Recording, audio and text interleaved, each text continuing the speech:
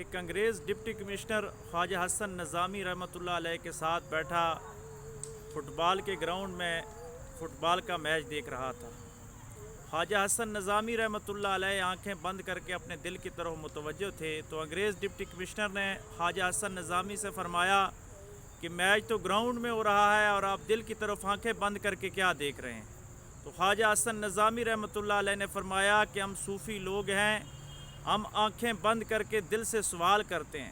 انگریز deputy commissioner نے پوچھا کہ آپ نے دل سے کیا سوال کیا؟ تو آپ نے فرمایا کہ میں نے دل سے پوچھا کہ یہ جو فٹ بال ہے یہ ہر انسان کے پاس قدم پوسی کے لیے جاتا ہے، قدم چومنے کے لیے جاتا ہے، لیکن ہر بندہ اس کو ٹھوکر مارتا ہے اور ٹھوکر لگانا فخر سمجھتا ہے۔ جس کی ٹھوکر زیادہ اچھی لگتی ہے تو اس کو ایک گول مل جاتا ہے، اس کی وکٹری ہو جاتی ہے۔ تو انگریز ڈپٹی کمشنر نے حسن نظامی رحمۃ اللہ علیہ سے پوچھا کہ فٹ بال نے کیا جواب دیا؟ تو آپ نے فرمایا کہ فٹ بال نے یہ کہا کہ مجھ میں ہوا بھری ہے اس لیے سب ٹھوکریں مارتے ہیں، اگر ہوا نکل جائے تو کوئی بھی بندہ مجھے ٹھوکر نہیں مارے گا۔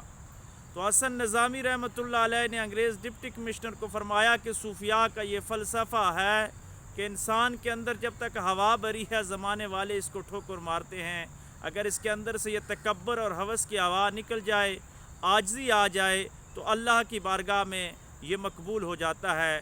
ہم نے خود کو وہاں گرا دیا ہے جہاں گرنے والے سنبھلتے ہیں۔